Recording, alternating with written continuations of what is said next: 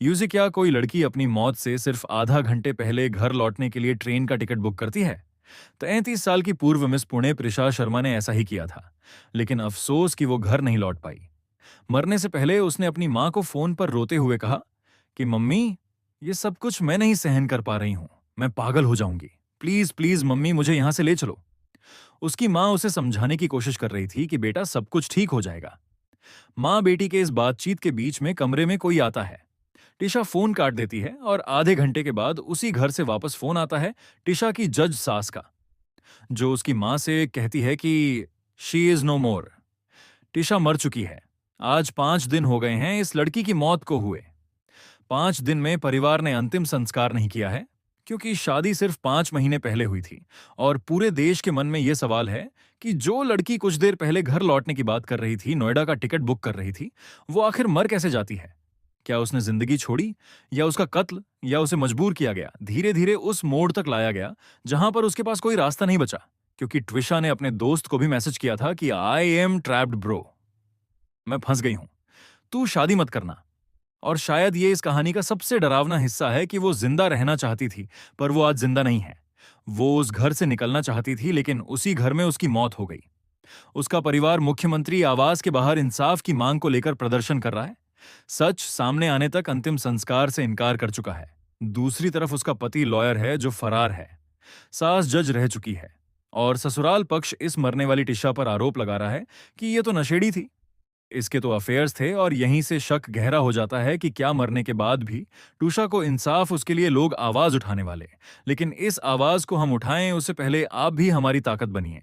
इस वीडियो को आप शेयर कीजिए कीजिए यार। हर ग्रुप में सिंह से हुई दोनों की मुलाकात एक ऑनलाइन मैच मेकिंग वेबसाइट के जरिए हुई। यानी लड़की ने लव मैरिज नहीं की, माता पिता के कहने पर अरेंज्ड मैरिज की थी। अब आजकल मीम आता है ना, arranged marriage carry, what if you husband and wife is like this. यही था। क्योंकि पहली नजर में अरेंज्ड मैरिज में समझ नहीं आता है, यहां भी नहीं आया। त्रिशा ने जिस घर में शादी की वह एक प्रतिष्ठित परिवार था। पति समर सिंह क्रिमिनल लॉयर हैं, सास गिरिबाला सिंह रिटायर्ड जिला जज हैं। कृषा के भाई खुद इंडियन आर्मी में मौजूद हैं। और इस फौजी परिवार को लगा कि जब कानून के जानकारों के घर बेटी दे रहे हैं तो सुरक्षित रहेगी। कृषा ने भी सोचा होगा कि शायद भोपाल में उसका नया घर होगा, जिंदगी अच्छी खूबसूरत दौर में जाएगी। और यह सब कुछ सिर्फ 5 महीने में हुआ, क्योंकि शादी दिसंबर 2025 में हुई थी। 5 महीने पहले टूट जाते हैं। टिशा भी उसी टूटन में जी रही थी जिसके बारे में वो खुलकर नहीं कह पा रही थी। अपनी मां से बातें कर रही थी, बार बार कह रही थी मां बचा लो, दोस्तों को मैसेज कर रही थी। लेकिन फिर उसी घर से मौत की खबर आई और यहीं से कहानी उलझती है। क्योंकि मामला सिर्फ आत्महत्या का नहीं रह गया, एक निष्पक्ष जांच की मांग करता है। और इसमें पोस्टमार्टम रिपोर्ट ने और सवाल बढ़ाए हैं। टिशा की मौत के बाद सबसे बड़ा सवाल यही उठ रहा है कि अगर यह मौत आत्महत्या थी तो फिर शरीर पर चोट के निशान कैसे हैं? ससुराल पक्ष का कहना है कि टिशा ने खुदकुशी की, जबकि परिवार इस पूरे मामले को संदिग्ध बता रहा है, इसमें गड़बड़ी की आशंका जता रहा है। और जब यह मामला बढ़ा तो ससुराल पक्ष की तरफ से भी कई दावे किए गए। टुशा के कैरेक्टर को लेकर, टुशा के नेचर को लेकर कहा गया कि वो तो नशेड़ी थी, उसे लत थी, उसका अफेयर था। हालांकि टुशा का परिवार इन सारे दावों को मनगढ़ंत और कानूनी कार्रवाई से बचने के लिए चरित्र हनन की कोशिश बता रहा है। और यहीं से सारी चीज सामान्य नहीं लगती, क्योंकि कोई सुसाइड नोट नहीं है। एम्स भोपाल की पोस्टमार्टम रिपोर्ट में मौत की वजह भले ही फांसी बताई गई, लेकिन रिपोर्ट में शरीर पर मौत से पहले की गंभीर चोटें और किसी भारी चीज से वार किए जाने के निशान दिख रहे हैं।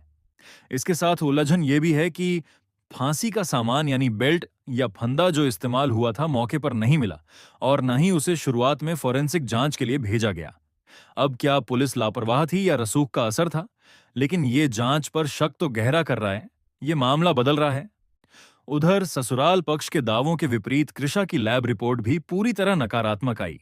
यानी शरीर में किसी नशीले पदार्थ या जहर के सबूत नहीं मिले।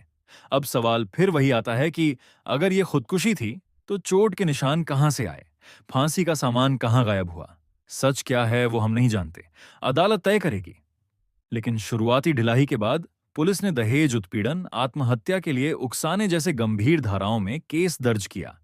यह मीडिया प्रेशर का असर था। लोगों के प्रेशर